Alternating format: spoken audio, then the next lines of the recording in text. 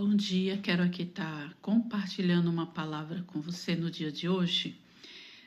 Não será um versículo, mas uma palavra, e por isso vai ser um pouquinho longo. E eu gostaria que você tivesse a paciência de ouvir e trazer para a sua vida, para que você venha entender que muitas das vezes nós estamos dando a importância, estamos dando o nosso tempo, a nossa audição para homens, os quais não está nos trazendo o benefício, o propósito, o qual o nosso Deus requer de nós. Então, eu vou resumir bastante, mas aqui em 1 Reis, capítulo 18, no versículo 19, vai estar falando que Elias, esteve no monte ali, o qual ele destruiu através do poder de Deus 850 profetas de Baal. Então, a partir do momento que ele destruiu estes profetas, ele se retirou daquele local. Só que, antes dele sair, ele ouviu um recado que foi dado por Jezebel, o qual você vai encontrar em 1 Reis 19, no versículo 2, que vai dizer: por isso Jezebel mandou um mensageiro a Elias para dizer: que os deuses me castiguem com todo o rigor, se amanhã nesta hora eu não fizer com a sua vida o que você fez com eles. Com eles quem? Com aqueles 850 profetas de Baal. Então a Bíblia vai dizer aqui que Elias fugiu. Fugiu por quê? Com medo. Com medo. Então, veja só,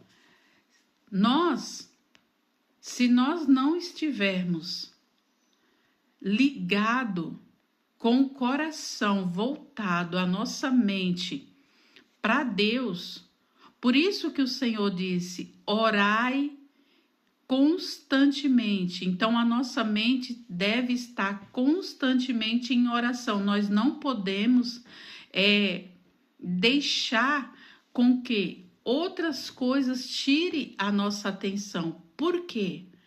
Porque se nós estivermos longe de Deus, em qualquer momento vai ser o suficiente para quê? Para que o inimigo, através de pessoas, venha fazer com que nós nos afastamos do Senhor. E foi isso que aconteceu. Quando Elias ouviu essas palavras, ao invés dele falar: olha, volta lá e fala para esta mulher que, assim como eu fiz com 850 profetas de Baal, farei com ela também. Não. Ele simplesmente, ele deixou aquela voz, aquela palavra descer para o coração e subir para a mente dele. Pronto, ali ele teve medo e ali ele fugiu. Ele fugiu, a Bíblia diz, para salvar sua vida. Porém, depois, o medo era tão grande que ele começou a pedir a morte. E ele pede a morte ali e ao ponto de esmorecer e cair no sono. Então o anjo aparece para ele, toca nele e fala: levanta, come e bebe. Por quê? Porque para você se fortalecer, porque você vai ter que viajar 40 dias e 40 noites para você ungir pessoas, para você fortalecer pessoas.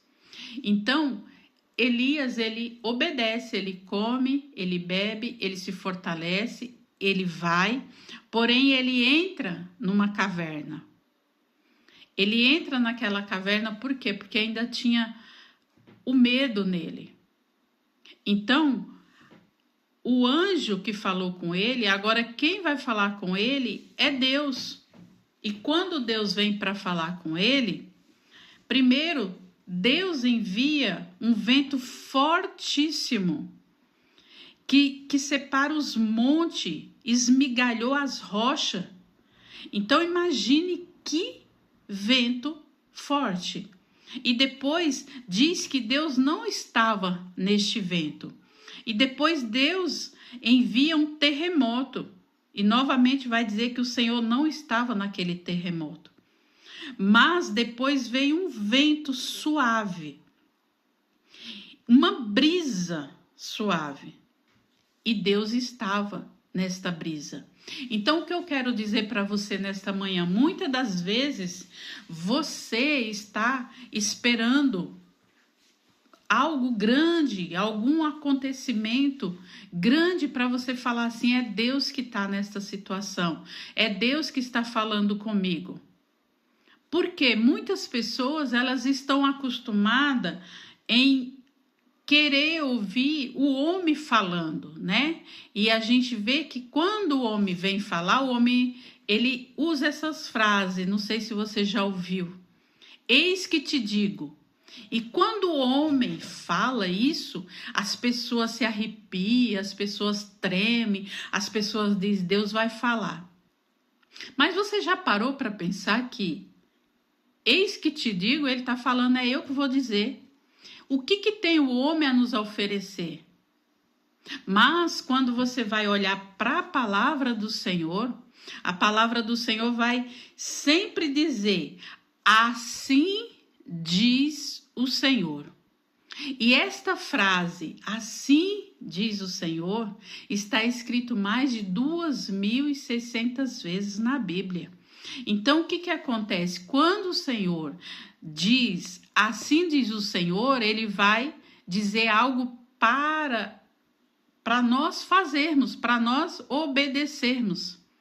E muitas das vezes as pessoas estão acostumadas, eis que te digo, você vai ter uma chave de um carro, a chave da sua casa, essa situação vai ser mudada, como se você não tivesse que fazer absolutamente nada, e você se arrepia, você se alegra, você vai embora e chega lá, tá tudo do mesmo jeito. Mas a partir do momento que eu e você passar a olhar para a palavra, a meditar na palavra, a querer a palavra, você vai ouvir Deus falando, assim diz o Senhor, vá, faça, fale. Então, o Senhor aqui, ele disse para Elias, para ele se levantar, para ele ir. Por quê?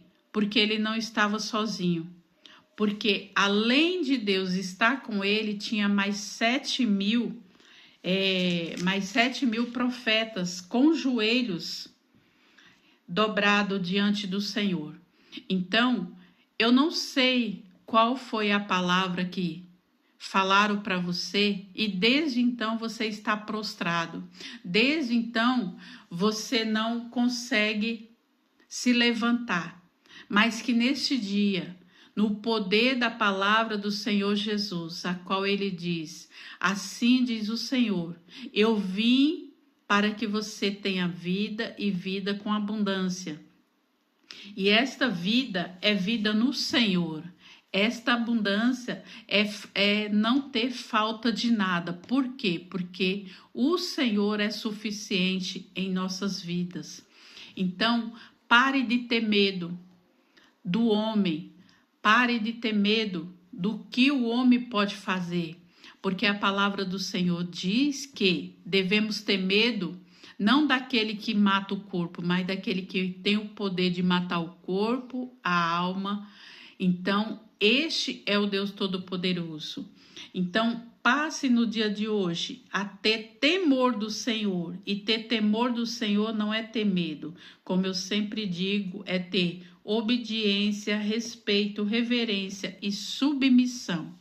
Então, que nesse dia você possa olhar para ti, fazer um autoanálise e lembrar aonde você caiu e pedir ajuda do Senhor, se levantar e seguir em frente. Por quê? Porque o Senhor te ungiu, te levantou para quê? Para que você seja bênção na sua vida e na vida do outro. Que Deus te abençoe grandemente esse dia.